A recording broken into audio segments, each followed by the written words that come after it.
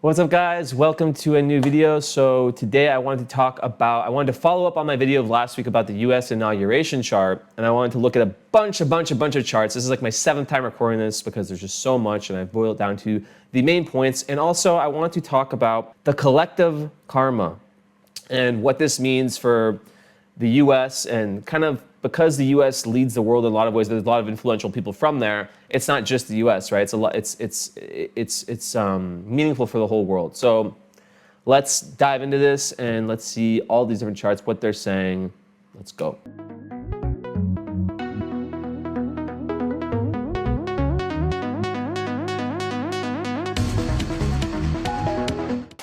All right, guys, welcome. So I looked at so many charts for this, and instead of going on a crazy ramble like I've done, I'm going to summarize them very concisely, or not concisely, but I'm going to do my best. So what are the main findings for me? So one of the things that I said at the very end, but I want to talk about with a little bit more, which has nothing to do with astrology, this is more about collective karma spirituality, is the fact that in the US inauguration chart, right, the US is chart of the inauguration, right, the day of the inauguration, a few days, what you have right now, the North Node has shifted to Pisces, and it's conjunct Neptune.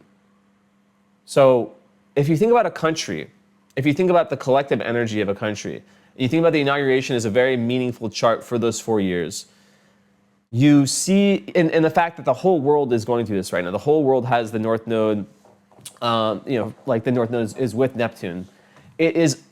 There's no better way astrology could show this chance for a collective jump into whatever you want to call it, 5D, 6D, a higher level of consciousness, right?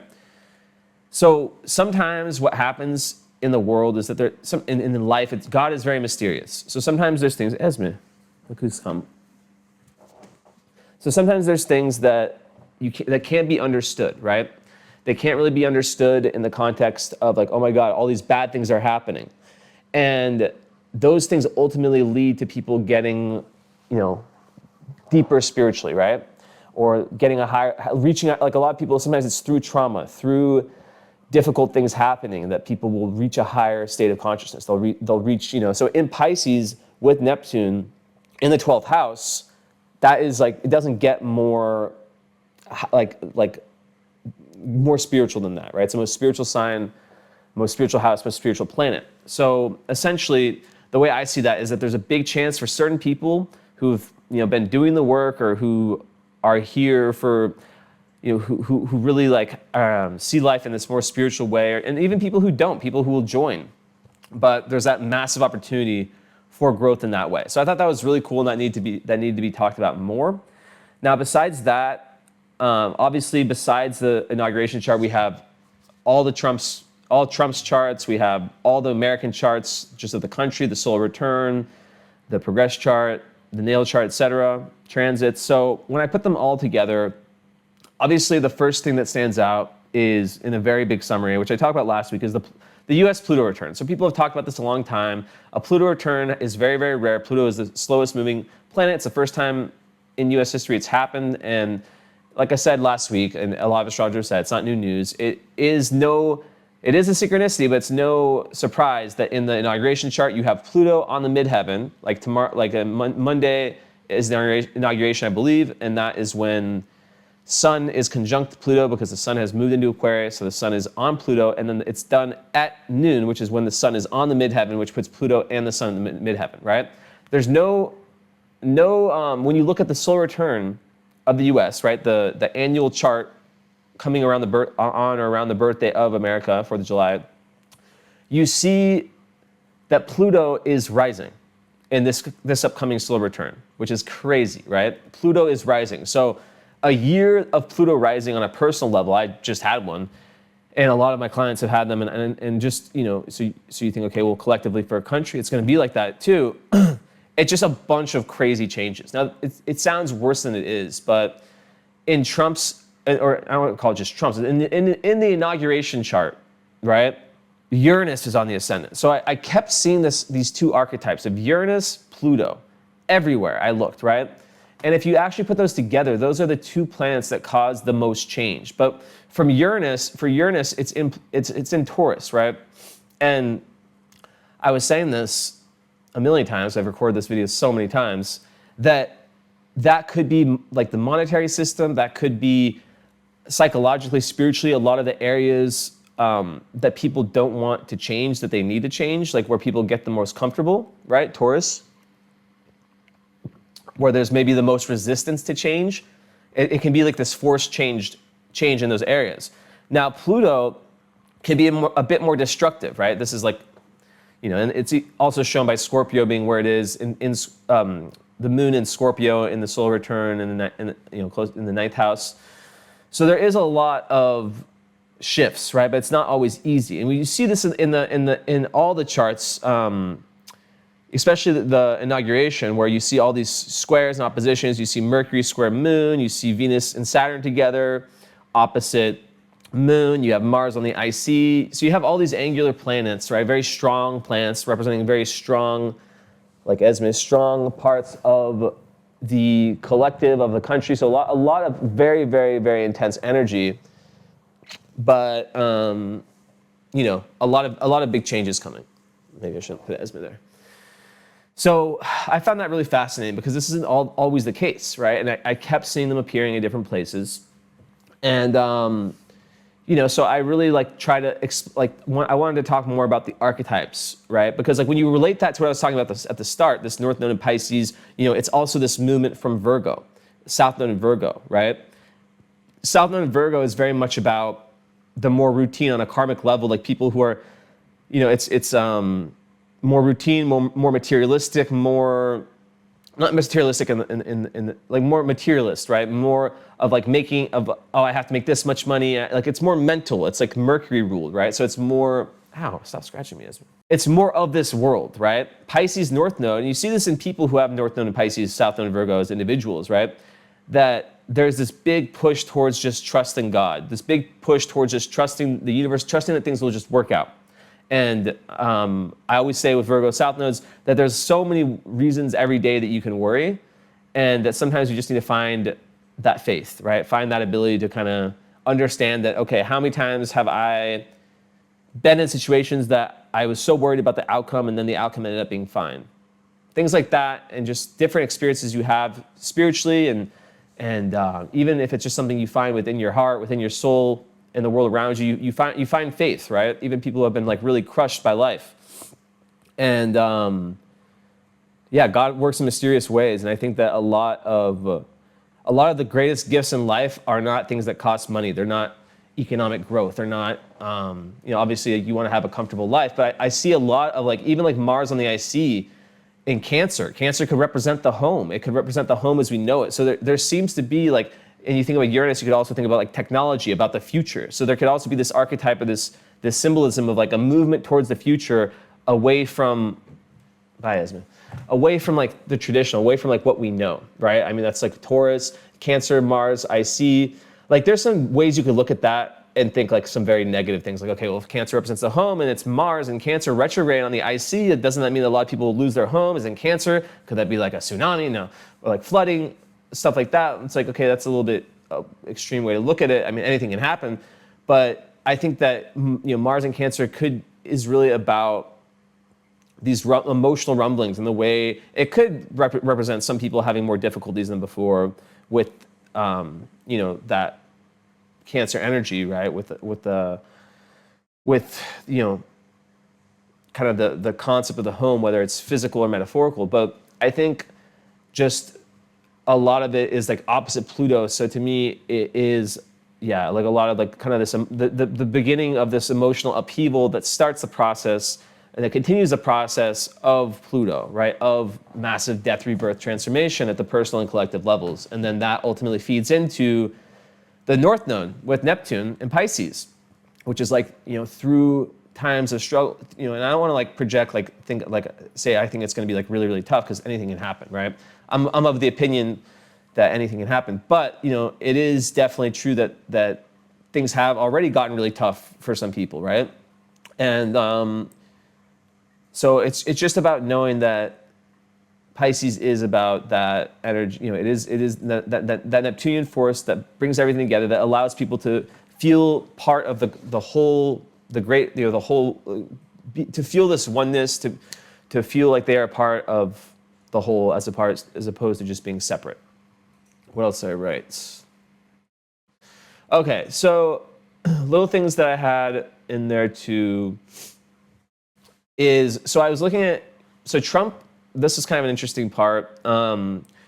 His chart, he's going through Uranus on his midheaven, right? That was another one of the, I saw a bunch with Uranus, but that was just one.